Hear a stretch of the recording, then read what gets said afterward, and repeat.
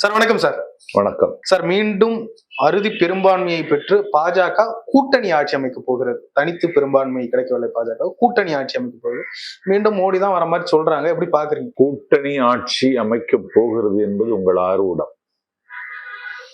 அதற்கான சூழல் இந்திய அரசியலில் இன்றைக்கு இல்லை. எப்படி? எல்லா மக்களினுடைய வெறுப்புக்கும் கோபத்திற்கும் சாபத்திற்கும் ஆளான மோடி இந்தியாவினுடைய பிரதமராக வருவதற்கு வாய்ப்பில்லை. மோடி இந்தியாவின் சுமை மட்டுமல்ல, அவர் பிஜேபி கட்சியின் சுமையாகவும் மாறி இருக்கிறார். ஆகவே மோடியை பிரதமர் ஆக்குவதற்கு பிஜேபி கட்சியினரை முன்வர மாட்டார்கள் என்பதை விட, அவர்களுக்கு வாசல் திறந்து வைக்கின்ற வரலாற்று வைபவத்தை நிகழ்த்துகிற RSS மோடியை ஒரு காலம் அங்கீகரிக்காது. மோடியை அங்கீகரித்தால் இந்த நாடு குட்டிச்சுவராகிவிடும் என்பதை அவர்களும் இன்றைக்கு உணர்ந்திருக்கிறார்கள். இப்படிப்பட்ட ஒரு மிலேச்சத்தனமான, பொறுப்பற்ற, ஒரு கேவலமான பிரதமரை நாங்கள் தந்துவிட்டோம் என்கிற மன உளைச்சல் RSSக்கும் இருக்கும். அதை சரியாக பயன்படுத்தி கொண்டு இந்தியா கூட்டணியை உருவாக்கி, இந்தியா கூட்டணி இன்றைக்கு ஒரு மிகப்பெரிய நம்பிக்கையையும் வெற்றியையும் பெற்றிருக்கிறது. மகத்தான தலைவர் ராகுல் காந்தி அவர் போட்டியிட்ட 2 இடங்களிலும் வெற்றி பெற்றார் என்பதை விட இந்தியா கூட்டணியினுடைய நம்பிக்கையாக இருக்கிறார்.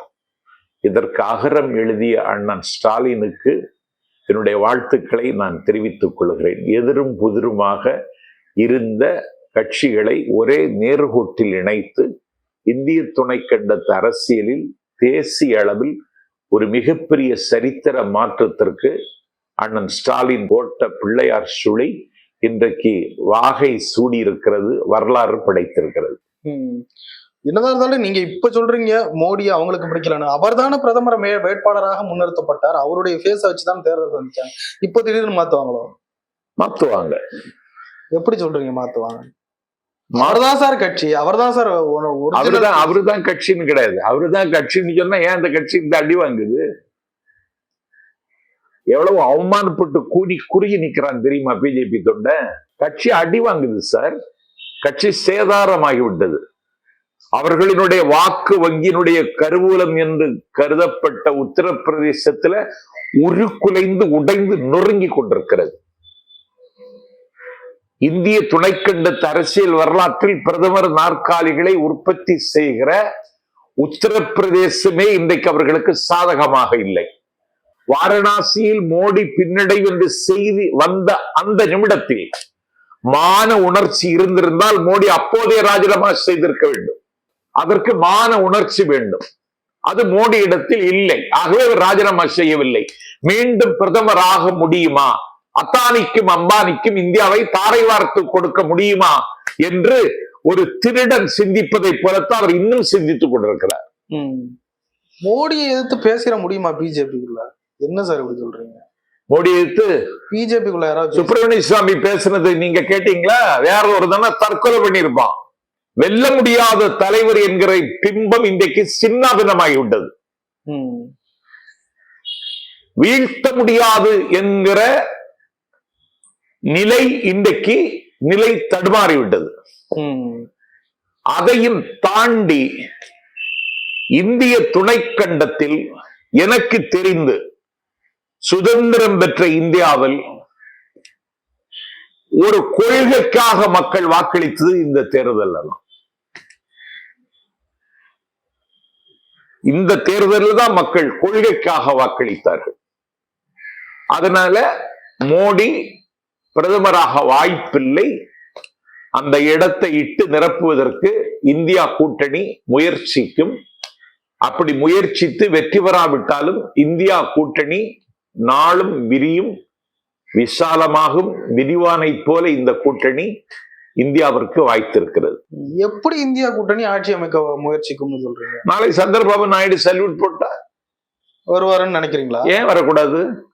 அப்ப பிஜேபி எதிர்ப்பில் இருந்தவர் தானங்க. சந்திரபாபு நாயுடு மட்டும் வந்தா போதாது, நிதிஷ்குமார் வரணும். நிதிஷ்குமாரையும் கூப்பிடுவாங்க. ஜெகன்மோகன் ரெட்டி வரணும். ஜெகன்மோகன் ரெட்டியும் கூப்பிடுவாங்க. ஒரு தொகுதி ஒரு எம்பி இருந்தாலும் அவதையும் கூப்பிடுவாங்க. பிஜேபிக்கு எதிராக அவங்க வந்துருவாங்க, பயமே இல்லாம வரணும். வரணும்ங்கிறது நாட்டு மக்களினுடைய எதிர்பார்ப்பு. பட் உங்களுடைய இந்த சிந்தனை சரியான சிந்தனையா? ஏன் மக்கள் பிஜேபி கூட்டணிக்கு வாக்களிச்சிருக்காங்க, அவங்க துரோகம் பண்ணிட்டு இங்க வரணும்ன்றீங்க, என்ன சார் நியாயம்? பிஜேபி கூட்டணிக்கு வாக்களிக்கல, சந்திரபாபு நாயுடுக்கு அங்க அந்த தொகுதி மக்கள் எப்படி வாக்களிச்சாங்க? சந்திரபாபு நாயுடுவுக்கு வாக்களித்தாங்க. பாஜக ஜெகன்மோகன் ரெட்டியால் பழிவாங்கப்பட்ட, கைது செய்து கராக்கரகத்தில் அடைக்கப்பட்ட ஒரு ஆந்திராவை இந்த நாட்டில் ஆகாயத்திற்கு இட்டு செல்ல திட்டங்களை வைத்து இன்னைக்கு ஒரு ஹைடெக் மாநிலமாக ஆந்திராவை மாற்றுவதற்கு பல்லாற்றானும் பாடுபட்ட சந்திரபாபு நாயுடுவை பழி வாங்கிய ஜெகன்மோகன் ரெட்டிக்கு எதிராக சந்திரபாபு நாயுடுனுடைய காயத்திற்கு மருந்தாக இந்த வாக்கு சந்திரபாபு நாயுடுவுக்கு தெலுங்கு தேசத்திற்கு விழுந்த வாக்கை தவிர பிஜேபி என்கிற குட்டிச்சுவருக்கு விழுந்த வாக்கல்ல. எப்படி பார்த்தாலும் நீங்க இதுக்கு முன்னாடி பிஜேபி எம்பிக்களை பறிக்கிறாங்க, குதிரை பேரம் நடத்துறாங்க, இது என்ன பேரமா இருக்கும்? இது பேரம் இல்லையே, இது வேற என்ன சார்? இது பேரம் கிடையாது. அவங்க கூட்டணியில இருக்கிறவங்க இந்தியாவை காப்பாற்ற வேண்டுமானால் இந்தியா கூட்டணிக்கு வாருங்கள் என்கிற அன்பு அழைப்பது. இந்த நாட்டில் இருக்கக்கூடிய 20 கோடி இஸ்லாமியர்களை தனிமைப்படுத்தியது மட்டுமல்ல, தவிக்க விட்டவர் மோடி. இந்த நாட்டில் இருக்கக்கூடிய மணிப்பூரில் மட்டும் 300 தேவாலயங்கள் சூறையாடப்பட்டது. இந்த அநியாயத்தை செய்தது மோடி. ராமர் கோவிலை புல்டோசர் வைத்து உடைத்து நொறுக்கி விடுவார்கள் என்று தப்பாக பிரச்சாரம் செய்தவர் மோடி. அதையும் தாண்டி இந்த நாட்டில் இருக்கக்கூடிய சிறுபான்மை மக்களை ஊடுருவல்காரர்கள் என்று சொன்னவர் மோடி. இந்த மோடியை ஏற்பதை விட இந்தியா கூட்டணியை ஏற்கலாம் என்று அவர்களுடைய மனதில் ஒரு மாற்றம் வருமானால் இந்தியாவுக்கு ஏற்றம் வரும். ராகுல் காந்தியினுடைய பெர்ஃபார்மன்ஸ் எப்படி பாக்குறீங்க? ரொம்ப பிரமாதம், ரொம்ப பிரமாதம். இத்தனை வயதுல இவ்வளவு பெரிய பக்குவம், முதிர்ச்சி, நாகரிகம், எங்கேயும் தன்னை முன்னிலைப்படுத்தாத தன்மை என்னை வியக்க வைக்கிறது. அதை தாண்டி அவர் எல்லாத்தையும் சகித்து கொண்டார். ஒரு டெஃபமேஷன் அவதூறு வழக்கு 499,500 அந்த வழக்கு அவர் மீது போடுகிறார்கள். சூரத் நீதிமன்றத்தில் அந்த வழக்கை எடுத்து விசாரிக்க சொல்லுகிறார்கள். அந்த வழக்கை போட்டவர் திரும்ப பெற்றதற்கு பிறகு அவருக்கு நிர்பந்தம் கொடுக்கிறார்கள். ஒரே வாரத்தில் வழக்கை விசாரித்து 2 ஆண்டு காலம் சிறை தண்டனை என்று அறிவித்து விட்டார்கள். 2 ஆண்டு காலம் சிறை தண்டனை ஒரு அவதூறு வழக்குக்கு. உங்கள் முன்னால் செவி தந்து கொண்டிருக்கிற எளியவன் என் மீது 49 அவதூறு வழக்குகள் இருந்தது. அந்த அவதூறு வழக்குகளை நான் சந்தித்திருக்கிறேன். இதுவரைக்கும் இந்திய அரசியல் வரலாற்றில் அவதூறு வழக்கை எதிர்கொண்டவர் யாரும் தண்டனை பெற்றதில்லை. எந்த நீதிமன்றமும் அவர்களை தண்டித்ததில்லை. ஆனால் ராகுல் காந்திக்கு 2 ஆண்டு சிறை தண்டனை அறிவித்தது மட்டுமல்ல, அதனால் அவர் எம்பியாக, நாடாளுமன்ற உறுப்பினராக நீடிக்க முடியாது என்று சொல்லி அவருடைய நாடாளுமன்ற உறுப்பினர் பதவியை சூறையாடுவதற்கு திட்டமிட்டார்கள். அதையும் தாண்டி அவர் நாடாளுமன்ற உறுப்பினர் என்ற தகுதியில் அவர் குடியிருந்த வீட்டை காலி செய்ய சொன்னார்கள். ஒரு மரபார்ந்த குடும்பத்தில் வந்த பிள்ளை, இந்தியாவினுடைய விடுதலைக்கு பாடுபட்ட காங்கிரஸ் கட்சிக்கு மும்பையில் இருந்த ஆனந்த பவனம் என்னும் அழகிய பவனத்தை தாரை வார்த்து தந்த குடும்பத்து பிள்ளை தன்னுடைய தாயின் வீட்டில் போய் தஞ்சமடைந்தார். இதெல்லாம் அவர் தாங்கி கேட்டார். இந்த நாட்டில் சாதாரண சாமானிய மக்களோடு அவர் இணக்கமாக இருந்தார் என்பதை விட அவர்களுக்கு மகிழ்ச்சியையும் நம்பிக்கையும் தருகிற தலைவனாக இருந்தார். எனக்கு தெரிந்து இந்திய அரசியல் வரலாற்றில் கன்னியாகுமரி முதல் காஷ்மீர் வரைக்கும் என்று திட்டமிட்ட வகையில் இடையூறுகளுக்கு மத்தியில், சவால்களுக்கு மத்தியில், அறைகூவல்களுக்கு மத்தியில், அவிழ்த்து விடப்பட்ட அடக்குமுறைக்கு மத்தியில் அந்த பயணத்தை வெற்றிகரமாக முடித்தார். அவர் தந்த தேர்தல் அறிக்கை அவரை இன்றைக்கு வானத்தின் உச்சிக்கு கொண்டு வைத்திருக்கிறது. இந்த தேர்தல் அறிக்கையில் அவர் சொன்னதை நிறைவேற்றுவதற்கு எல்லோரும் அவருக்கு ஒத்துழைப்பார்கள் என்றே நான் நம்புகிறேன். என்னதான் நீங்க சொன்னாலுமே தனிப்பெரும்பான்மை உள்ள கட்சி, பெரிய கட்சி பிஜேபி தான். பெரிய கட்சி. இந்தியா கூட்டணி மொத்தமும் சேர்ந்து பெற்ற அந்த தொகுதிகளை கூட பிஜேபி தாண்டி தான் வாங்கியிருக்காங்க. அப்ப 400 ஜெயிப்போம்னு சொன்ன நாக்கு பிடிக்கி செத்துருவானா?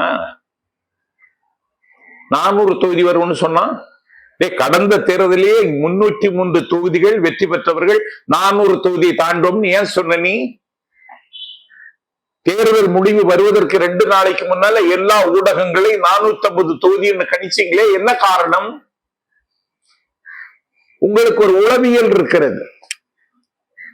நாட்டு மக்கள் மத்தியில உங்களுக்கு ஆதரவான ஒரு மனப்போக்கை திட்டமிட்டு உருவாக்குவதற்கு இப்படி நீங்கள் பொய் பிரச்சாரம் செய்தீர்கள். நீ 303 தொகுதியை 2019 பெற்ற நீ 450 எப்படி பெற முடியும்னு எந்த பெயராவது கேட்டானா? ராகுல் காந்தியை தவிர. அதனால அதெல்லாம் இல்ல, தனிப்பட்ட பெரும்பான்மை. நான் அன்னைக்கே சொல்லியிருக்கேன் உங்கள்கிட்ட, உங்க மீடியாவிலேயே சொல்லியிருக்கேன், இந்தியாவில எல்லா கூட்டி கணக்கு போட்டு பார்த்தால் 33% வாக்குகளை பெற்ற கட்சி தான் பிஜேபி கட்சி. அப்படி என்றால் 67% மக்கள் அவருக்கு எதிராக இருக்கிறார்கள். அது ஒருங்கிணைக்கப்படவில்லை என்பதுதான் இந்திய அரசியலின் சோகம். இன்றைக்கு இந்த ஒருங்கிணைக்கிற முயற்சியில் அண்ணன் ஸ்டாலின் இறங்கினார், அண்ணன் ஸ்டாலின் வெற்றி பெற்றார். இன்றைக்கு இந்தியா கூட்டணி கட்சிகளின் கூட்டம் நடக்க இருக்குது. என்ன சாதிக்க முடியும்னு நினைக்கிறீங்க இந்த கூட்டத்தால்? என்ன சாதிக்க முடியும்னா, இந்த கூட்டம் நடக்கிறது சாதனை இல்லைங்க. இந்த கூட்டம் நடக்கிறதே சாதனை இல்ல. முதலமைச்சர் டெல்லி புறப்பட்டு சென்றார். எவ்வளவு தித்திப்பான செய்தி. இந்திய துணைக்கண்டத்துல மோடியை வீழ்த்த முடியாதுன்னு கருதி கொண்டிருந்த நிலையில மோடியை இன்றைக்கு வீழ்த்தி இருக்கிறோம் என்கிற மகிழ்ச்சி பகிர்ந்து கொள்வதற்கு நாட்டு மக்கள் எவ்வளவு ஆவலோட இருக்காங்க. இந்த கூட்டம் நடப்பதே பெரிய சாதனை இல்ல. ஒருவேளை பாஜக கூட்டணி ஆட்சி அமைச்சாலும் மோடி பிரதமரா இருக்க மாட்டாரு, அப்படி புரிஞ்சுக்கலாமா? அப்படிதான் நான் நினைக்கிறேன். எதனால சார்? வேற மற்ற தலைவர்கள் இருக்காங்களா மோடிக்கு எதிராக?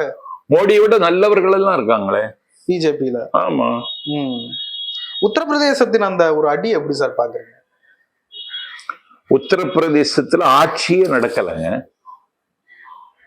கோரக்பூர் என்கிற மருத்துவமனையில ஆக்சிஜன் சிலிண்டர் இல்லாம 110 குழந்தைகள் இறந்து போனார்கள். பசு மாமிசம் சாப்பிட்டா என்று கருதி ஒரு வீட்டுக்குள் புகுந்து ஒருவனை வெட்டி கொல்லுகிறார்கள். மாற்றிச்சி வியாபாரம் செய்தான் என்று சொல்லி அவனை தண்டிக்கிறார்கள். பல்கலைக்கழகங்களுக்குள்ளே அத்துமீறி குழல் விளக்குகளோடும் குண்டாந்தடியோடும் சென்று கலவரம் செய்கிறார்கள். ஒரு வெறுப்பு அரசியலை மோடி விரும்பினார் என்றால் அதை நிறைவேற்றக்கூடிய அயோக்கியத்தனத்தை செய்த அற்ப பயல் யோகி ஆதித்யநாத். அதனால மக்கள் கோபப்பட்டார்கள். வாரணாசி தொகுதியில இன்னைக்கு தப்பித்தோம் பிழைத்தோம் ததிங்கிணத்தும் போட்டுதான் வந்திருக்கிறார். இன்றைக்கும் கங்கையில் பிணங்கள் மிதந்து கொண்டுதான் இருக்கின்றன. இன்றைக்கும் கங்கை கரையில் எங்கிருந்து வந்தவன் அனாதையாக சாகத்தான் செய்கிறான். ஆகவே இந்த நாட்டுல காசி சங்கமம், சௌராஷ்டிரா சங்கமம் என்றெல்லாம் நடத்திய அந்த கொள்ளை கும்பலுக்கு, இந்த ஒட்டுண்ணிகளுக்கு வடபுலத்திலும் இன்னைக்கு கடுமையான எதிர்ப்பு உருவாகிவிட்டது. அதைத்தான் இது உணர்த்துகிறது. மோடி இந்த முறையும் நிறைய மதம் சார்ந்த பிரச்சாரங்களை எல்லாம் கையில் எடுத்தார். இஸ்லாமிய மக்கள் அந்த இதெல்லாம் ரொம்ப பேசியிருந்தார். அதெல்லாம் இந்த முறை ஏன் சார் கை கொடுக்கல? யாருக்கு கை கொடுக்கல? மோடிக்கு மதம் சார்ந்த பிரச்சாரங்கள் அவருக்கு ஏன் கை கொடுக்கலன்ற? கை கொடுக்காது. அதான் இந்திய மக்கள் விரும்ப மாட்டாங்களே. இவர்கள் கோட்சேவின் இந்தியாவை சிருஷ்டிக்க விரும்புகிறவர்கள். What's your religion? உன்னுடைய மதம் என்ன என்று காந்தி இடத்தில் கேட்டார்கள். I'm a Hindu, I'm a Christian, I'm a Muslim. இந்த சமரச சன்மார்க்கத்திற்கு சாமரம் வீசிய தலைவர் அண்ணல் காந்தி. இவர்கள் காந்தியை குறைத்து மதிப்பிட்டார்கள். 1982 காந்தியை குறித்து படம் வந்ததற்கு பிறகுதான் காந்தியை ஊருக்கும் உலகுக்கும் தெரியும் என்று சொன்ன ஒரு தற்குறி இந்த நாட்டுல மோடியாகத்தான் இருக்க முடியும். காந்தி இந்த நாட்டுல இங்கிலாந்தின் சிங்கம் என்று சொல்லக்கூடிய வின்ஸ்டன் சர்ச்சிலை பாதித்தவர். ஃபாரூக் ஹுசைன் ஒபாமா எனக்கு காந்தி தான் வழிகாட்டுகிறார் என்று சொன்னார். 28 ஆண்டு காலம் தென்னாப்பிரிக்காவின் விடுதலைக்கு இருண்ட சிறையில் 8க்கு 4 கொட்டடியில் தவம் இருந்த மகத்தான தலைவர் நெல்சன் மண்டேலா காந்தி தான் எனக்கு வழிகாட்டுகிறார் என்றார். நான் உலகத்தில் பல நாடுகளுக்கு போயிருக்கிறேன். எல்லா நாடுகளிலும் காந்தியடிகளுக்கு சிலை இருக்கிறது. ஆனால் இந்த நாட்டில் எந்த தகுதியும் இல்லாத ஒருவர் காந்தியை குறைத்து மதிப்பிடுகிறார் என்றால் எவ்வளவு வன்மமும் எவ்வளவு வக்கிரமும் மோடிக்கு இருக்கிறதை இதன் மூலம் புரிந்து கொள்ள முடியும். பாஜக கூட்டணி ஒருவேளை கூட்டணி ஆட்சி அமைக்குதுன்னே வச்சுக்கோங்களேன், இதுதான் ஒரு இந்தியா கூட்டணிக்கு வெற்றியா? இதுலயே உங்களுக்கு சந்தோஷம் முடிஞ்சுதா? எப்படி ஒருவேளை பிஜேபி கூட்டணி ஆட்சி அமைக்குதுன்னு வச்சுங்களேன், இத உங்களுக்கு கிடைச்ச ஒரு வெற்றியா பாக்க? வெற்றி தான். எப்படி வெற்றி? எப்படி மோடி தான்? மோடி இல்லைன்னா கூட பிஜேபி தான். அறுதி பெரும்பான்மையில அவங்க வரலைங்கிறதே எங்களுக்கு வெற்றி. இனி எப்படி ஒரு மீட்க முடியும்னு நினைக்கிறீங்க? அடுத்த 5 வருஷம் போனா இதே ஒரு ஸ்டாண்ட்ல இருக்குமா இந்தியா கூட்டணி? இன்னைக்கே இப்போ உடைஞ்சிருமா? நான் முதல்ல சொல்றேன், அது விரியும், விசாலமாகும், விரிவானத்தை போல விடும். ஏன்னா இந்த நாட்டுல வகுப்புவாத சக்திகள், சங் பரிவார் சக்திகள், வெறுப்பரசியல் செய்கிறவர்கள், மதம் சார்ந்து சிந்திக்கிறவர்கள் இந்த மண்ணில் அரசியல் செய்வதை அனுமதிக்க மாட்டார்கள். மக்கள் அனுமதிக்க கூடாது. அதற்கான பிரச்சாரம், ஒரு பெரிய யுத்தத்தை இன்னும் நாங்க நடத்த வேண்டியது தேவை இருக்கு. பிரசாந்த் கிஷோர் அடிச்சு சொன்னாரு, என் கணிப்புப்படி அவன் இப்பொழுது ஒரு சமகால பைத்தியம். அவனுக்கு கிடைத்திருக்கிற வெளிச்சத்தை அவன் யாருக்காகவோ விற்றிருக்கிறார், யாருக்காகவோ கைக்கூலியாக மாறி இருக்கிறார். கருத்து கணிப்புகள்லாம் ஒண்ணு கூட ஒத்து போற மாதிரி தெரியலீங்க சார், எப்படி பாக்குறீங்க? எப்படி கருத்து கணிப்பு? கருத்து கணிப்புகள்லாம் இந்த ரிசல்ட்டோட கருத்து கணிப்புகள் எல்லாம் கருத்து கணிப்பு இல்லைங்க, திணிப்பு. அது அதெல்லாம் மிரட்டி, அது ஆட்சியை, அதிகாரத்தை காட்டி அவர்களை இந்த நாட்டில் அடக்கி ஒடுக்கி வாங்கப்பட்ட திணிப்பு, கருத்து கணிப்பு.